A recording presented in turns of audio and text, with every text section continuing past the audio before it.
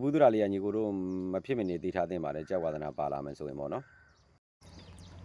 ကဲညီကိုတွေအားလုံးပေါ့နော်ဝါသနာရှင်ညီကိုတွေအားလုံးအတွက်အခြေခံအကြောင်းရင်းလေးတစ်ခုကျွန်တော်ပြောပြမယ်ပေါ့နော်အဲ့တော့ညီကိုတို့ကြက်က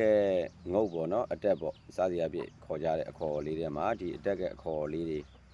ဆိုင်ရာလေးတွေကိုကျွန်တော်ညီကိုတို့ရှင်းပြပေးပါမယ်အဲ့တော့ငုတ်ကိုကြည့်ပြီးတော့ငါးချက်ကတော့ကျွန်တော်ချက်ကတ်တဲ့နေရာမှာမမြင်ရဘဲနဲ့ကတ်တဲ့နေရာမှာပြောင်းမှုစည်းတို့ဘာလို့ညာတို့အဲ့လိုပြောတဲ့နေရာမှာညီကိုတို့သိဖို့ဘိုးသူတာလေးပါအဲ့တော့ဒီ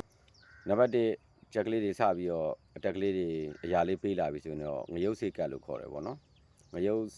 စီလေးကတ်နေတဲ့လောက်ကလေးပေါ့အဲ့ဒီဟာဟိုဘက်ကိုနည်းနည်းလေးတဆင့်တက်လာတော့ကျွန်တော်တို့ပဲချမ်းကတ်လို့ခေါ်ပါတယ်ကျွန်တော်တို့ကလေးပဲချမ်းလောက်ကလေးကတ်နေတဲ့ပူလေးကိုခေါ်တာပါအဲ့ဒီဟာဟိုဘက်ပို့လာလို့ရှိရင်တော့ကျွန်တော်တို့ပြောင်းမှုစိတ်ပေါ့နော်ပြောင်းမှုစိတ်အနေထားလေးကိုခေါ်ပါတယ်အဲ့ပြောင်းမှုစီလေးထဲနည်းနည်းလေးထိတ်ကလေးပွင့်လာတာလေးကိုကြတော့ကျွန်တော်တို့ကအမာခွဲလို့ခေါ်ပါတယ်အဲ့အမာခွဲပြီးတဲ့အခါကျတော့နည်းနည်းလေးချွန်တုံလေးဖြစ်လာရင်တော့သူ့ကိုကျွန်တော်တို့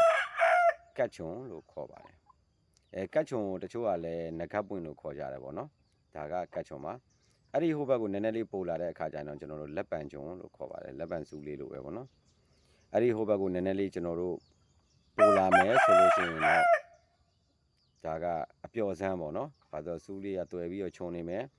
အပျော်စမ်းပေါ့နော်ထိတာနဲ့ပေါက်တယ်ပေါ့ထိပေါက်လို့လည်းခေါ်ကြတယ်ရှေ့လူကြီးတွေကတော့အပျော်စမ်းလို့ခေါ်ကြပါတယ်အရှည်ကြီးတွေဆိုရင်တော့အတက်တစ်ချောင်းနဲ့တစ်ချောင်းထိနေပြီဆိုရင်တော့ကျွန်တော်တို့ကဒါတကပိတ်လို့ခေါ်တာပေါ့နော်ဟုတ်ကဲ့အဲ့ဒီအရှည်တွေကမှအရှည်ငုတ်တွေကိုဖြတ်ပြီးပြင်းတဲ့အထက်မှာကျတော့ကျွန်တော်တို့တမာစီအတောင့်လောက်ကိုကြတော့တမာသီးအတောင့်လောက်ကိုကြတော့တမာတောင်းလို့ခေါ်တယ်ပေါ့နော်တမာတောင်းလိုမျိုးထိတ်ကအဖူးလေးကမဝိုင်းမဲနဲ့မတုံးမဲနဲ့နည်းနည်းလေးခြုံတရောင်ရောင်လေးဖြစ်နေရင်တော့ကျွန်တော်တို့ဒါကြည်ဘူးလို့ခေါ်ကြတာပေါ့နော်ဒါကတော့ညီကိုတို့အတက်ဆိုင်ရာအခေါ်လေးပါကျွန်တော်ညီကိုတို့အတွက်နောက်ရက်ဒီမှာလဲကျွန်တော်တင်လို့ရရင်ရတယ်လို့ပေါ့နော်ကျွန်တော်အခုအမွေးဆိုင်ရာအခေါ်တွေပေါ့နော်ကျွန်တော်တင်ပေးပါမယ်ဒါကကျွန်တော်တီးပြီးသားတက်ပြီးသားဆရာကြီးတွေကိုရည်ညွှန်းပြီးတော့ကျွန်တော်တင်ခြင်းမဟုတ်ပါဘူးကျွန်တော်ဒီဟာလေးတွေတင်ပေးတာကတော့မတီးသေးမတက်သေးတဲ့ညီကိုတွေလေးလာနေစေညီကိုတွေလေးလာနိုင်အောင်လို့အမွေးကိုမှန်အောင်ခေါ်နိုင်အောင်လို့ကျွန်တော်ရည်ရွယ်ပြီးတော့ပြောပြပေးမှာဖြစ်ပါတယ်ပေါ့နော်